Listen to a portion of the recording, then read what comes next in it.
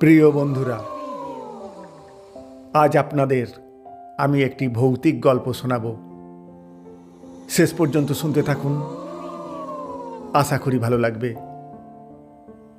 শুরু করছি ভৌতিক গল্প, সেই রাতের কঙ্কাল। গ্রামের এক প্রান্তে ঘন জঙ্গলের ধারে দাঁড়িয়ে আছে এক বিশাল পরিত্যক্ত জমিদার বাড়ি। বহু বছর ধরে সে বাড়িতে কেউ বাস করে না। চারপাশ জঙ্গলময়, পলেস্তারা খসে পড়া দেয়ালগুলো স্যাঁতস্যাঁতে আর ছোপ ছোপ শ্যাওলায় ভরা। সন্ধ্যা নামলেই এলাকা জুড়ে নেমে আসে এক রহস্যময় নিস্তব্ধতা। তবুও আশ্চর্যজনকভাবে সেই পোড়ো বাড়ির এক প্রান্তে থাকে একজন পাহারাদার, বাহাদুর। সে নাকি জমিদার আমল থেকেই আছে। 20 বছর ধরে দিনরাত একা এই ভৌতিক বাড়িটি পাহারা দিচ্ছে সে। রাত্রি হলে মাঝে মাঝে বাহাদুর এক করুণ কান্নার শব্দ শোনে। বাঁচাও, আমাকে হাসপাতালে নিয়ে চলো, আমি বাঁচতে চাই। তারপরেই থেমে যায় সব। শোনা যায়, যেই বাড়িটিতে ঢুকেছে সে আর ফিরে আসেনি। এই খবর পৌঁছায় কলকাতার এক যুবক গবেষকের কানে। ভূত প্রেত নিয়ে তার গবেষণা সাহসী, যুক্তিবাদী আর খানিকটা আত্মবিশ্বাসে ভরপুর।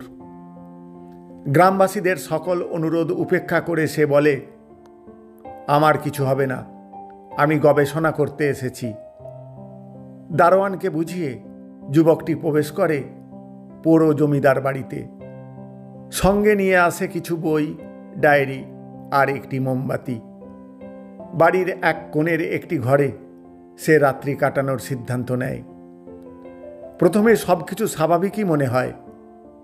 কিছুক্ষণ পড়াশোনা করে ঘুরে ঘুরে দেখে বাড়ির পুরনো অলিন্দ, ছায়াঘেরা বারান্দা, জং ধরা লোহার জানালা। ডায়েরিতে লিখে রাখে পর্যবেক্ষণ। হঠাৎ সন্ধ্যা ঘনিয়ে এলে বাড়িটা যেন বদলে যায়। ঝিঝি পোকার একটানা শব্দ, কুকুরের হঠাৎ ঘেউ ঘেউ, দূরে শিয়ালের হাহাকার, সব মিলিয়ে এক আশ্চর্য অস্বস্তি ছড়িয়ে পড়ে। রাত তখন ঠিক 12টা।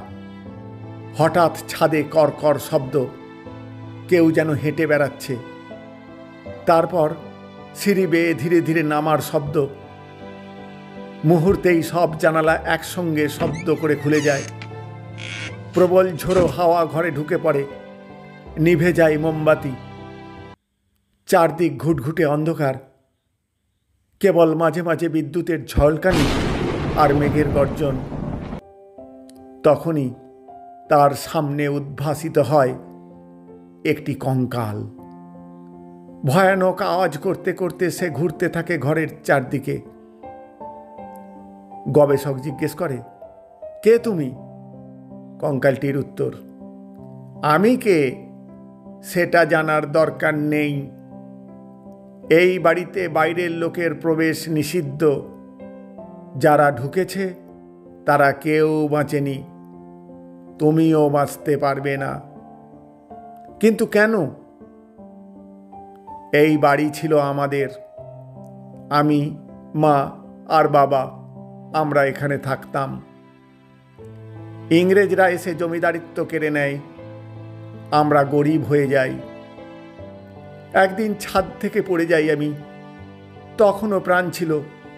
চিৎকার করেছিলাম। মা বাবা কেঁদে সবাইকে অনুরোধ করেছিলেন।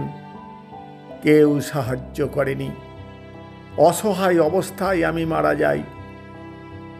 আমার মৃত্যুর পর মা বাবাও বেশি দিন বাঁচেনি।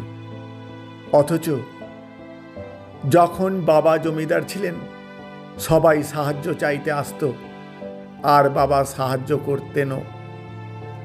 কিন্তু দুর্দিনে কেউ এগিয়ে আসেনি। তাই আজ কেউ যদি এ বাড়িতে পা রাখে, আমি তাকে ক্ষমা করি না। এই বলেই কঙ্কালটি ঝাঁপিয়ে পড়ে গবেষকের উপর। ঘরের বাইরে থেকে বাহাদুর শোনে তার আর্তচিৎকার। কিন্তু কিছুই করতে পারে না। ঘরটি ভিতর থেকে বন্ধ। সকালে দরজা আপনা থেকেই খুলে যায়। ভিতরে পড়ে থাকে গবেষকের নিথর দেহ। বাহাদুরের চিৎকারে গ্রামবাসীরা ছুটে আসে। পুলিশ এসে মৃতদেহ উদ্ধার করে এবং ময়নাতদন্তের জন্য পাঠিয়ে দেয়। কিন্তু কেন এই মৃত্যু, কিসের ব্যাখ্যা, তার উত্তর মেলে না আর কারো কাছে। পুরনো জমিদার বাড়িটি আবার নীরবে দাঁড়িয়ে থাকে। তার বুকের মাঝে লুকিয়ে রাখে এক অসমাপ্ত ইতিহাস, এক চাপা অভিমান আর এক অভিশপ্ত অতীত। ধন্যবাদ।